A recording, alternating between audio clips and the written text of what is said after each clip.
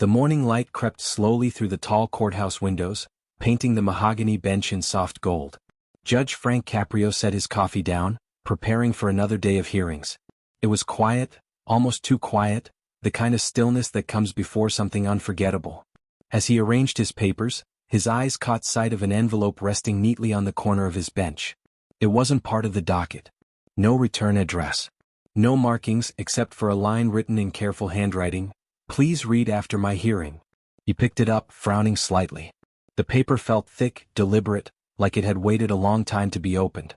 The clerk noticed his pause. "Someone leave that for you, Judge?" she asked softly. Caprio nodded but said nothing, setting it aside. His instinct told him this wasn't just another complaint or letter of thanks. It felt heavier, almost sacred.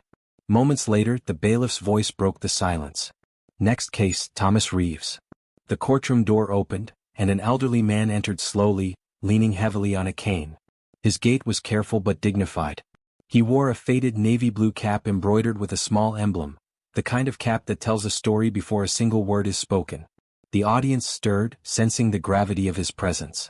Judge Caprio greeted him with the same warmth he gave every person who walked into his courtroom. "Good morning, sir.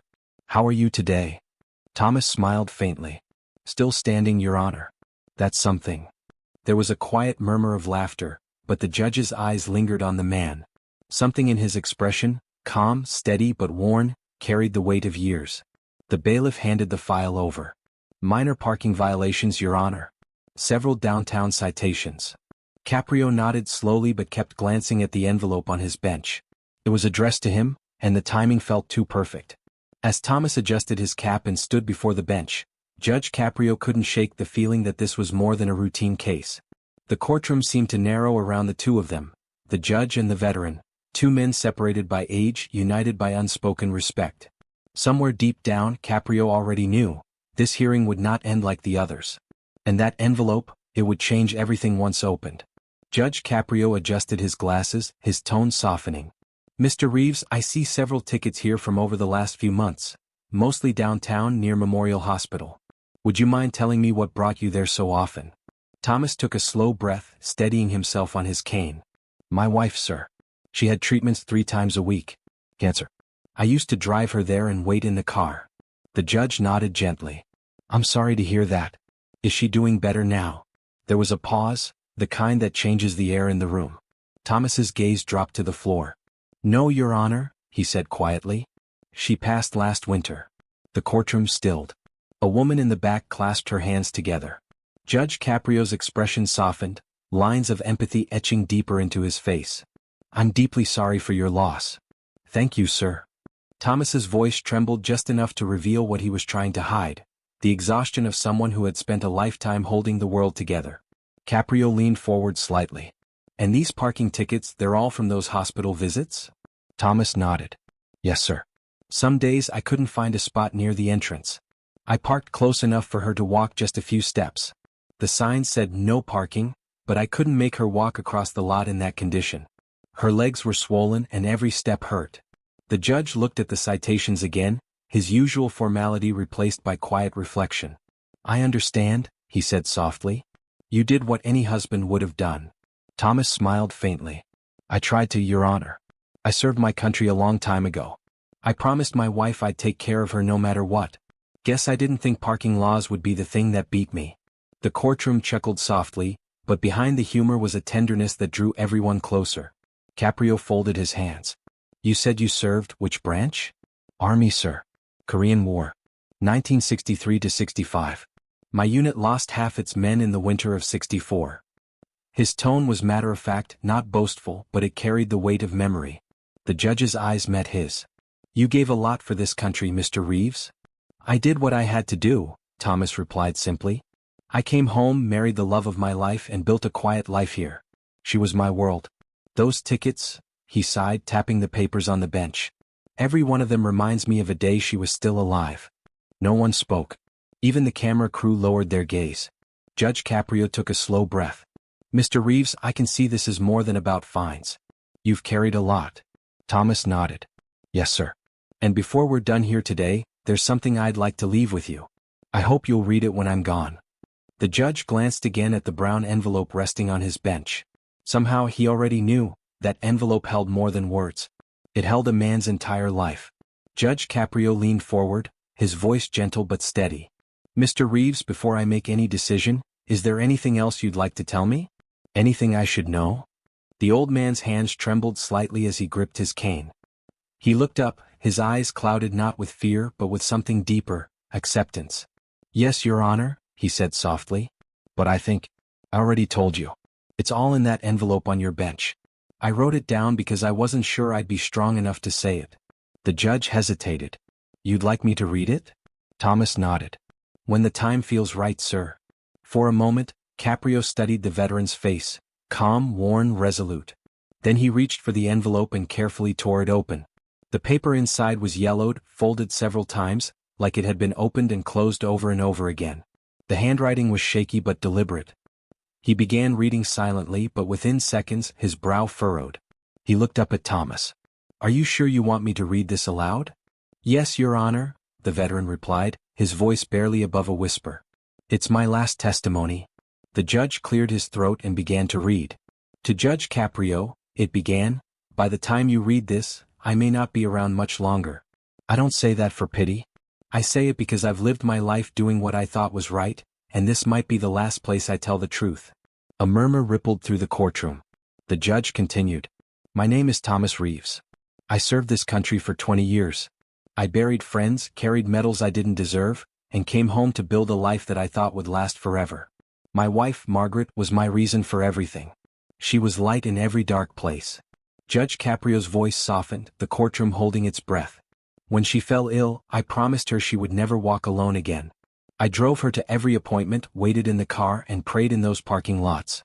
The tickets on your desk, sir, they were not mistakes. They were days she was still fighting to live." The judge paused, taking a slow breath before reading on. "After she passed, I kept driving there. I'd sit in the same spot just to feel close to her. Some days I forgot to move the car. Other days I didn't care. I wasn't parking illegally out of disrespect. I was parking beside a memory." The words hung heavy in the room. No one moved. Even the sound of the old clock above the bench seemed to stop ticking. Judge Caprio swallowed hard, reading the final line aloud. "Your Honor, I've recently learned I have cancer. The doctors say it's spreading fast. I don't know how many mornings I'll have left, but I wanted to stand before a man I respect and make things right before I go." He looked up, his eyes glistening. Thomas Reeves stood silently, his hand pressed to his chest. And in that moment, the courtroom realized this wasn't a hearing anymore. It was a farewell. Judge Caprio took a long breath, the letter trembling faintly in his hand. "Mr. Reeves," he said quietly, "these are not the words of a man who broke the law. These are the words of a man who carried the weight of love longer than most of us could ever bear." Thomas bowed his head, saying nothing. The judge looked back at the letter. "You wrote about a promise you made to your wife," he continued softly. "May I read it to the court?" The veteran nodded once. Caprio's voice filled the silent courtroom, low and deliberate. "Margaret made me promise one thing before she closed her eyes for the last time," the letter read. "She said, 'Don't let the world forget me, Tommy.' I told her I wouldn't. Every morning since, I drive to the same spot by the hospital. I sit there and talk to her. I tell her about the weather, about the news, about the Cardinals losing another game. I tell her I miss her laugh, and I hope she's saving me a place beside her." The judge's voice faltered. The room was still but not empty, every face reflected the ache of loss. He continued, his tone trembling just enough to betray his emotion. "I know it's against the law to park there. I know. But sometimes I needed to be close enough to feel like I was still keeping my promise. It's funny, Your Honor. I spent my life defending the law, and in the end, love made me break it." The words landed like a confession, but not one that sought forgiveness, only understanding. A uniformed police officer in the back stood quietly, his chin raised. He brought his hand to his brow in a slow, solemn salute. No one stopped him. No one dared. Judge Caprio blinked rapidly and went on. "I don't have much left, sir. The doctors say my cancer's in the bone now. Every breath feels like borrowed time. But if this letter reaches you, I just want you to know, I'm not asking for mercy. I'm asking for remembrance. If someone sees an old man sitting by the hospital someday, maybe they'll know he's not waiting for a doctor. He's waiting for the woman he loved." Caprio's voice cracked. He stopped for a moment, staring down at the page, then placed it gently on the bench. The silence that followed was unlike anything the courtroom had ever known, thick, sacred, almost holy. Maria the clerk wiped a tear. The cameraman quietly lowered his lens. The usual clatter of keyboards and shuffling papers vanished. Even the hum of the fluorescent lights seemed to fade into the background. Judge Caprio looked up at Thomas, who stood motionless, his frail frame steady as a flag in the wind. "Mr. Reeves," he said softly, "your wife asked not to be forgotten. I can promise you this, after today she never will be." Thomas's lips trembled. "She would have liked you, Judge. You remind me of the men from my platoon. Strong but kind." Caprio smiled faintly, trying to steady himself. "And you remind me why I sit in this chair, Mr. Reeves? The law is supposed to serve people, not crush them." For a long minute, neither spoke. Then the judge reached out, resting the folded letter gently beside the stack of citations. "You've given us something priceless today," he said. "Not just your story, but your heart." The veteran looked up, his voice faint but clear. "I just wanted her to know I kept my word." And for the first time that morning the judge couldn't hold back the tears. The courtroom watched as he lowered his head, overcome, not as a judge, not as a man of authority, but as another human being moved beyond words. When he finally lifted his gaze, his eyes glistened under the courtroom lights. "Friends," he whispered, "this is what honor looks like." And for a moment time itself seemed to stop. Judge Caprio sat in silence for several moments after finishing the letter. The paper lay before him like a living thing, heavy with meaning, the ink shimmering faintly under the courtroom lights. He took a deep breath, steadying himself, and then looked up at Thomas Reeves. "Mr. Reeves," he began, his voice unsteady but resolute, "there are moments in this courtroom that remind us why justice exists, and this is one of them." He paused, letting the words sink in. "The law can tell us what's right, but only the heart can tell us what's fair. And today, sir, you've reminded me, and everyone here, that compassion is not weakness. It's courage." Thomas stood as straight as he could, his cane pressed firmly to the ground. The judge's eyes softened. "You served your country with honor. You served your wife with devotion. And now you've served this courtroom with truth."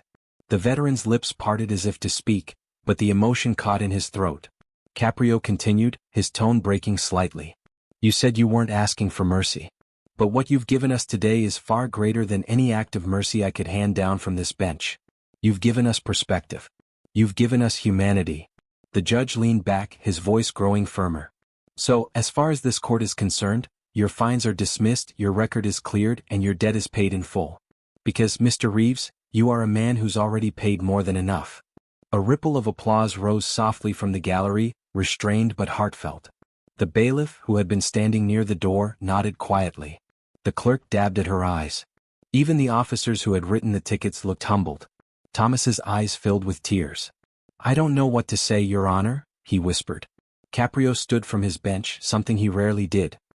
He descended the steps slowly, each footstep echoing in the silent room, and approached the old man. "You don't need to say anything," he said. "You've already said everything that matters." When he reached him, the judge extended his hand. Thomas took it firmly, soldier to soldier. The moment felt timeless, two men of different worlds united by the simple language of respect. Caprio held his hand a moment longer. "Mr. Reeves," he said softly, "thank you, for your service, for your love, and for your courage. You've reminded all of us that there's more to justice than rules. There's remembrance. There's grace." The veteran nodded, his eyes wet but steady. "You've given me peace, Judge. That's all I wanted." The judge smiled through the tears gathering at the corner of his eyes. "Then my work here is done." He turned to the courtroom and said quietly, "Case dismissed, with honor." The gavel came down gently, not as punishment but as a salute. And for a fleeting moment, every person in that courtroom, officers, lawyers, strangers, felt the same truth, that real justice is not measured by laws or verdicts, but by the depth of a man's heart. Days passed, but the story refused to fade. By the end of the week, headlines across Rhode Island carried the same line in bold letters: "The letter that silenced a court." A single hearing, an old veteran's farewell, had rippled through the city like a quiet storm. Morning shows replayed the footage. Online clips spread faster than the news itself. People paused at breakfast tables and on buses, listening to the sound of Judge Caprio's trembling voice as he read the final words of Thomas Reeves. Messages began to pour in, handwritten notes, emails, calls, from veterans, widows, nurses, and strangers around the world. Some shared their own stories of loss and love. Others simply wrote, Thank you for reminding us what honor looks like. One message from a soldier overseas read, "We watched it together in the barracks." Not one of us could hold back the tears. In his quiet chambers, Judge Caprio sat alone one afternoon, the noise of the city fading into a soft hum outside his window. On his desk, the brown envelope lay neatly folded inside a simple glass frame. Next to it sat another keepsake, the small plastic jar of coins from a little girl named Emma. Two different stories, two symbols of the same truth, that compassion outlives every judgment. He looked at them both for a long while, then whispered to himself, "The law tells us what people owe, but love tells us what they deserve." A knock came at his door. The clerk stepped in, her voice gentle. "Judge, we've received more letters today, from veterans' families, from schools, even from abroad. People are saying they've started something they call the Promise Project." "The Promise Project?" Caprio repeated, a faint smile touching his lips. "Yes," she said. "They're leaving letters at hospitals and veterans' homes, promises to honor someone they've lost. Inspired by Mr. Reeves." The judge looked down at the framed letter again. The ink had faded slightly, but the message remained indelible. He exhaled deeply, the kind of breath that holds both grief and gratitude. "He kept his word," Caprio murmured. "And now the world is keeping his." As evening fell, he turned off the lights and lingered by the door for a moment. The courtroom beyond stood empty, benches polished, flags still. But in that silence there was presence. The kind of silence that doesn't erase words but preserves them. The narrator's voice rises softly, echoing like a memory. Some stories are not just heard, they're inherited. A soldier's promise. A husband's love. A judge's compassion. Together, they remind us that the smallest act of humanity can outlive the longest shadow of pain. Friends, if this story touched your heart, share it with someone who's forgotten that goodness still exists. Because somewhere, someone is waiting for a letter, a gesture, or a voice of mercy to remind them that they matter. The camera drifts across the judge's desk one last time, past the glass frame, the jar, the stack of open letters, before coming to rest on the words etched in the corner of the frame, "For Margaret, never forgotten." Then, just before the screen fades to black, the narrator adds, almost in a whisper, "Next time, a mother stands before Judge Caprio, and one sentence will change her family's future forever." The screen fades out slowly. Silence lingers. And justice once again feels human.